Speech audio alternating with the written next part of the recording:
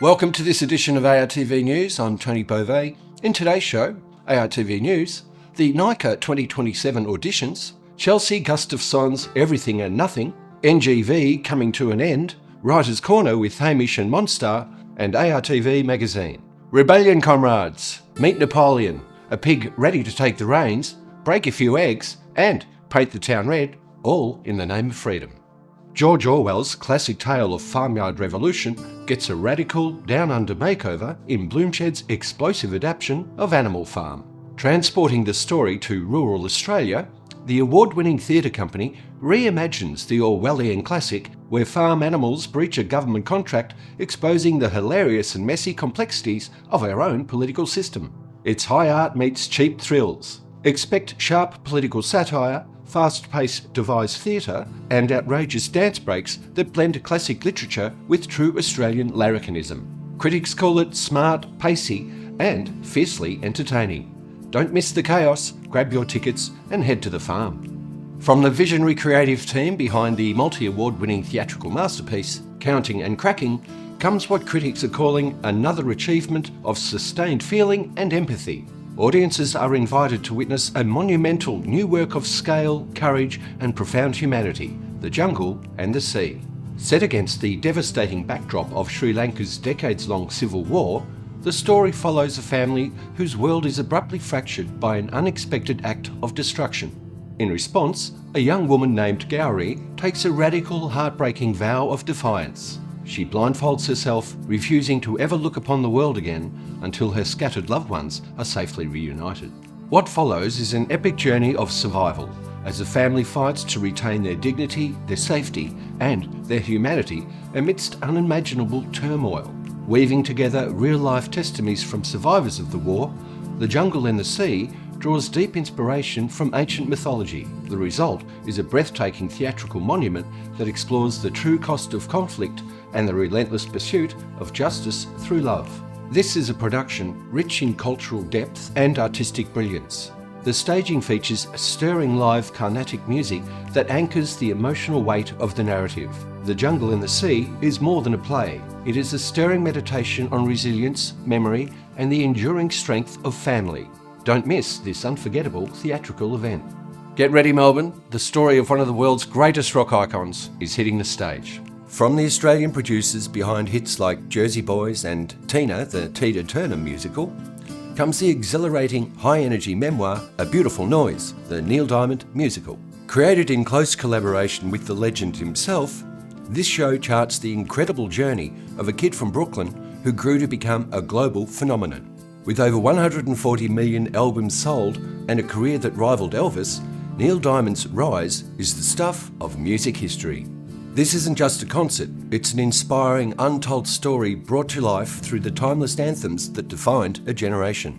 From America and Forever in Blue Jeans to the one and only Sweet Caroline, every song you love is here, performed with all the passion of a true rock and roll icon. Whether you've been a fan for decades or are just discovering the magic, this is a show that will have you singing along from start to finish. Don't miss your chance to witness the story behind the hits. A Beautiful Noise is coming to town, and it's guaranteed to be a beautiful night out. With incredible galleries from all over the world, each affordable art fair showcases the very best in contemporary art. It is a beautifully curated art event for every taste, space, and spend. From celebrated artists to the most exciting rising talent, we make art accessible for everyone. So fall in love with art you can actually take home. The Affordable Art Fair in Melbourne will help people learn about and fall in love with art. Affordable art fairs are filled with a creative smorgasbord of artistic performances, innovative talks, tours, hands-on workshops, kids' activities, live music, and irresistible restaurants and bars, making them an ideal day out with family and friends. It's no wonder that since their humble beginnings, over 3.5 million people have visited an affordable art fair around the world, taking home over 640,000 pieces of artwork. The Affordable Art Fair believes the art world has an important role to play in the global community. For more information, see the website. For over a decade, it has been the ultimate launchpad for fresh, urgent and boundary-pushing Australian theatre. Now, Cybec Electric is back for 2026 and it's bringing brand new stories straight to the stage. With scripts in hand, professional actors, directors and dramaturgs team up to bring works in progress to life for the very first time. It is a vital step in the creative process and your exclusive chance to be among the very first audiences to witness these plays take flight. This year, the spotlight shines on 3 exciting new playwrights joining the ranks: Vivian Nguyen, Danny Ball and Chika Okogwe. Following last year's massive sellout success, the program is bigger than ever. Alongside the thrilling readings, festival goers can dive into 2 dynamic workshops and a free networking event, highlighting the next generation of creative talent. Don't miss your chance to be part of the magic. Get your tickets now. What makes someone choose a life in the circus? Every single year, aspiring artists from across Australia make a defining choice. They decide to pursue one of the most physically demanding, creatively ambitious and exhilarating careers in the entire performing arts landscape. It's a path that asks for everything you have, requiring equal measures of relentless discipline, unbreakable resilience, fierce teamwork and pure, unadulterated passion. And right now, the call is going out to the next generation of risk-takers and dreamers. The National Institute of Circus Arts, NICA, is officially accepting applications to audition for its 2027 courses. If you have ever wondered what it takes to step out of the ordinary and into the spotlight, now is your moment to take the leap. As NICA celebrates its landmark 25th anniversary, it marks a quarter-century of undisputed leadership in tertiary circus arts education. Globally recognised as Australia's centre of excellence in circus studies and proudly standing as the only provider of accredited tertiary circus training in the entire Southern Hemisphere, NICA delivers its world-class programs in partnership with the Australian College of the Arts, ColArts. As a proud Arts 8 training organisation supported by the Australian Government through the Office for the Arts, NICA shapes the artists who will define the future of physical theatre. Now, when audiences sit in the dark and look up the stage, they usually only see a single performer defying gravity in the spotlight. But behind every breathtaking tumble, every soaring aerial act, and every flawless illusion, NICA teaches a fundamental truth. Circus is built entirely on teamwork. Behind every solo act are the artists, stage managers, spotters, technicians, creatives and collaborators all working in absolute harmony to pull off the impossible. It's about catching your teammate when they fall, trusting the crew with your safety and building something extraordinary together that no single person could ever achieve alone. Whether you see your future soaring through the air on the trapeze, balancing on the edge of human capability or working behind the scenes to master the mechanics of live performance, NICA offers the training ground to get you there. Applications for NICA's prestigious Bachelor of Circus Arts and the Certificate for in Circus Arts are officially open right now, but time is running out. Audition applications close on Friday the 14th of August 2026. Just check out the website. Take the leap, your future in the circus could be waiting.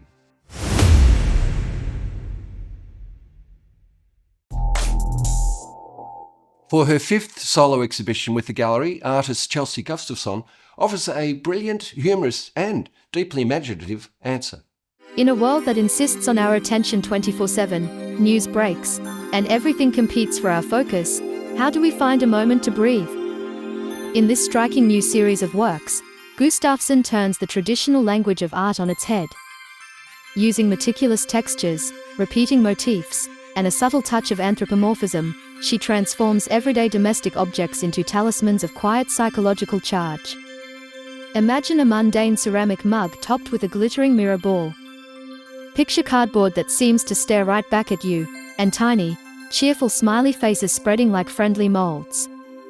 It's domestic weirdness at its finest, a playful collision of gravity, accidental discovery, and delicate balance. Sourced from charity emporiums, gifts from across the globe, or simple studio finds, these objects are more than just still life props. They are rituals.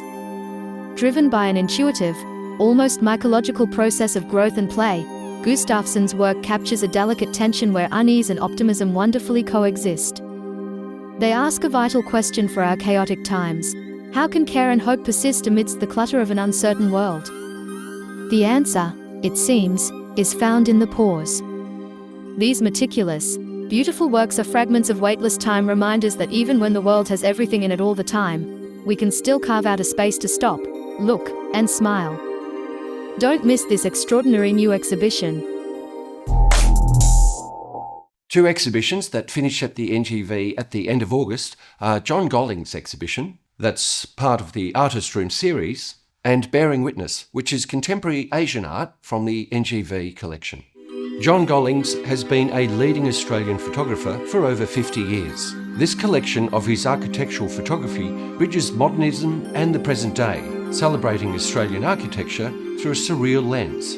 This approach is exemplified in one of his most iconic photographs, K Street Housing by Edward and Corrigan. Shot at night with double exposures and awash with flash, Gollings imbues the suburban setting with a mythical quality.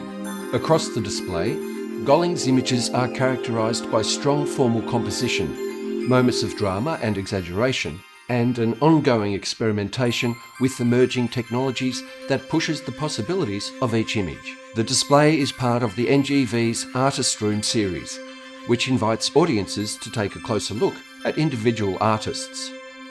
Bearing Witness shows the work of artists across Asia and its diasporas confront history and social change, transforming the body, language and visual traditions into forms of resistance.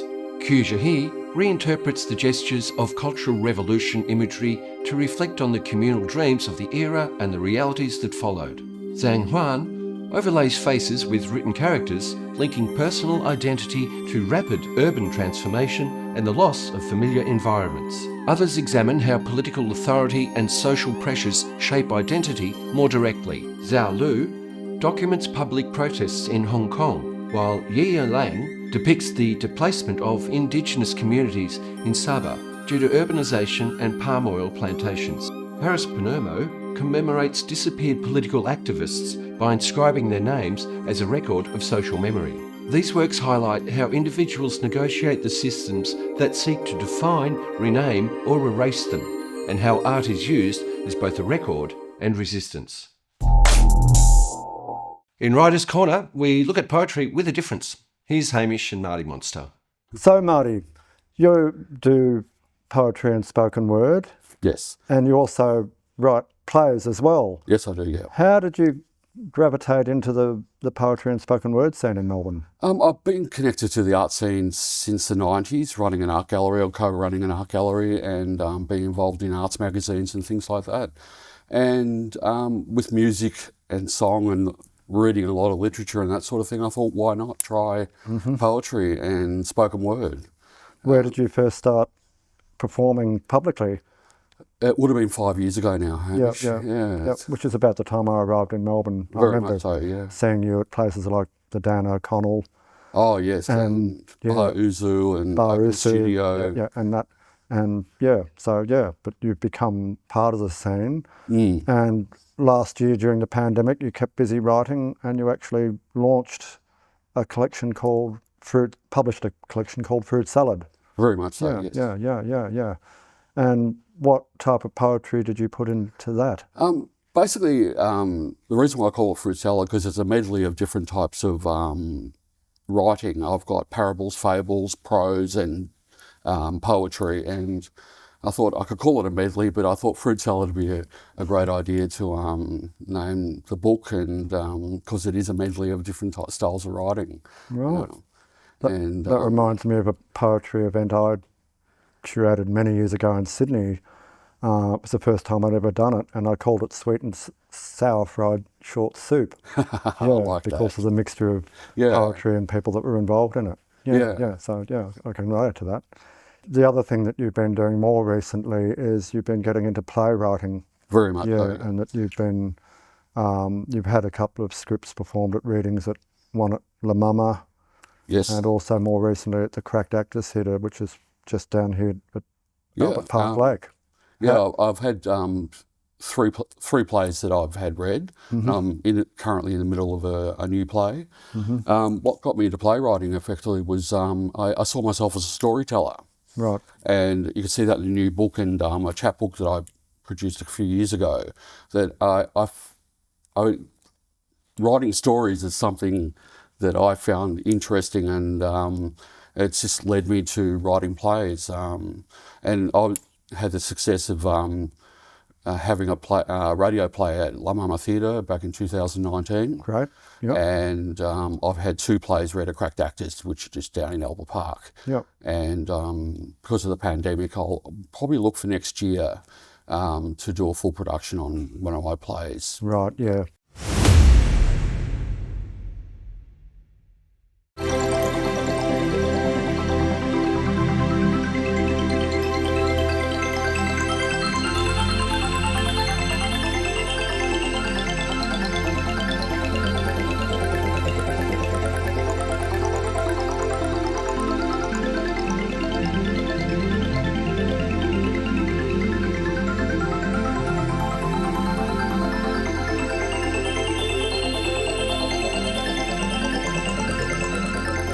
Well, hi everyone. Such excitement. I'm here with Adam Wallace. Adam is our very own New York Times bestseller list person. I don't think we've ever interviewed someone with such credentials. Usually they're fucking hopeless and we get stuck with losers. And here we are with you. Only a partial loser. That'd be great. So, where to begin? Well, I think we have to begin the beginning. I want to just say one thing first. Okay.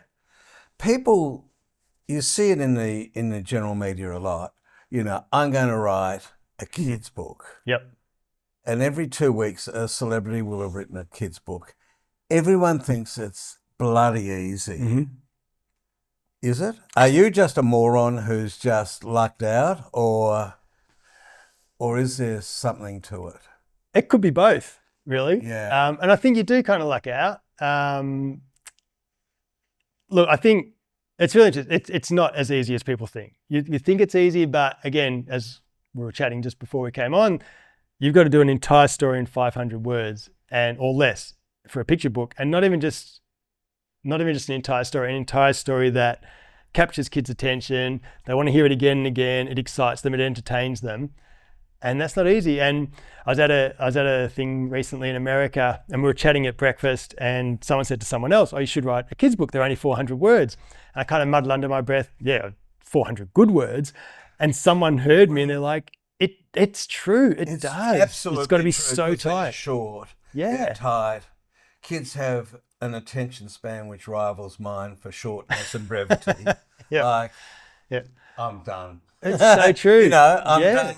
You know, I've got a short attention span. And it's getting Kids have got yeah. a shorter attention span. And getting shorter with all the snappy videos and everything we're watching now as well, where That's everyone's right. like, "I go to the next one, the next one, the next." If it's not good and doesn't get him in the first bit, there. How long have you been a children's author? So I wrote my first story in 1999. I still remember it. It was called Blip, and then it was 2004. I self-published for the first time. So I got my first book. So it was published. 5 years after you'd done your first book. First thing I wrote, it was 5 years later I self-published. I was on about 150 rejections, I think, at that stage. Yeah, of course. And wrote, after working with the kids in the schools and seeing that they liked what I was writing, I thought, I'm just going to I want to have a book. I want to have my name on a book, even if nothing happens. So I did that, self-published, did 2,000 copies. They sold pretty quickly, like sort of 6 months or something. I went, And there's a good something. illustrator? Had a great, funnily enough, it's Heath McKenzie, who I found on just a website for illustrators. And my wife at the time, she looked at it and she's like, "Oh yeah, he's great." He came over, opened the door, and he looked at her and he went, "I know you." She went, "I know you." And they were both studying fine arts at university, and she hadn't clicked that it was the same person. He was just starting out. He's now become one of Australia's top illustrators, Heath McKenzie. He's done Do Not Open This Book, which is, I think it's sold about 3 million copies. Oh, that's Andy Lee. Andy Lee. Yeah. So Heath illustrated that, and he's amazing. So we just happened to be in Yeah. right space, So right in time. terms of beginning, so that's your first one. Yep. Massive rejection, you'd have to say. Oh, massive, yeah. And look, I've had that rejection. You know, I too have written for young adults, an Yep. older demographic than the books I'm holding in my hand now. Yeah, it's tough. But the one I had published was by the same group, I think. It was distributed by Scholastic, which is your publisher. Yeah, so in Australia, I've done about 20 odd books with Scholastic now. Wow. In the kids section, yeah. Speaking of which, how many books have you written? So as I say to kids, there's two answers. So I've done 173 books I've had published, but to do those 173 books, I've written over 4,000 stories. Is that right? Yeah. So it's pretty much been every day for the last 25 years. And it's like comedians say, they'll do 3 hours of material for a 10-minute set, or a 100-meter sprinter will do however many hours of training for a 10-second race. So it's just all practice. And some are good, some are not. Some I wish got published. Some are just... Well, you can always have another go. You always have another go. And there's never wasted. It's like the engineering. There's bits in stories that I go, oh, even just that sentence I wrote there, I'm going to use that for this character here. Or even that character didn't work there, but I'll put it into this book here. And so, or it's just practice where you've just been writing. And we're writers, so write. Like, it's a whole different thing. Just going back to the beginnings again. Yes, we've tangented. Yes, we've tangented. I was just getting to the dirty bits. And so you were with your wife. Yep. And she helped you start, or inspired you to start, or told you to start? A little bit of each. So she was amazingly supportive. Like, she's just like, But she dumped you. She did. Well, of course, yeah. Eventually, yeah. I mean. Listen to me. You're a dumpy. Dumped? I was dumped.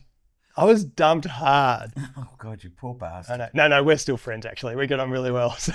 That sounded a little bit token rescue the situation. But anyway. So, no, she was great. But it was sort of like a joint project of the marriage, that you both exploring writing, and you both did it together. You wouldn't have done it without her. 100%. She wouldn't have done it without you. No, so she was actually doing a professional writing degree at Deakin, and she's a loser compared to you. Comparatively, yeah. Let's get this right. Yep. The dumper is a loser. Anyway. She's actually one of Australia's top psychologists now as well. So, wow. Yeah. God, she's such an overachiever. She's I've never met her. Such an achiever. She really is. She's going to do so. And she's an amazing fine artist. And so she wrote and illustrated a kid's book for uni for a subject she was doing. And I was telling her how good it was. And she actually said, as we talked about, anyone can write a kid's book. And I was like, well, I can't write a kid's book. And I was engineering at the time. She's like, bet you $10 you could. I said, bet you $10 I can't. And so took the bet. I lost the money. I lost the $10. I've doubled it. You're a double loser in this marriage. It's going real well, isn't it? Yeah. You wonder why she left. Oh no, I know. Yeah. Anyway, look, it's sort of like an important origin story that you come from left field. You're an engineer. Yeah. But you're in a marriage and you do it together. And it unleashed something in me. Like when I wrote that first book, and I still remember it so clearly, that book, but I know it wasn't great, but it just opened. I'm like, oh, what have I done? I hadn't been since year 12 because I hated school in year 12. I hated English in year 12. Loved school, hated English, and almost failed English in year 12. And so I just said, that's it. I'm not going to write. Writing's terrible. And I wrote that story and I was like, oh my God. And then that year, I don't know how many hundreds of things I wrote. It just flowed out of me. So she opened it, and then when I self-published, she supported me going down to 3 days a week at engineering, and she was massive, so important, massive reason. And then she dumped you. Well, look, I hate to come back to this all the time. She built me up, and then she's like, "I'm out. I'm going to help someone else now. You're doing fine." Well, thanks for coming in, and see you later. Thanks, man. Good luck with this Christmas offering for the New York bestseller list. Amazing. Thanks so much for having me. It's been great. Been such a laugh. If you'd like to get in touch with us and let us know about any live event coming up in the next month in the inner Melbourne region, just shoot us an email at info@artv.com.au. Thanks so much for tuning in. We'll see you next month. Whoa.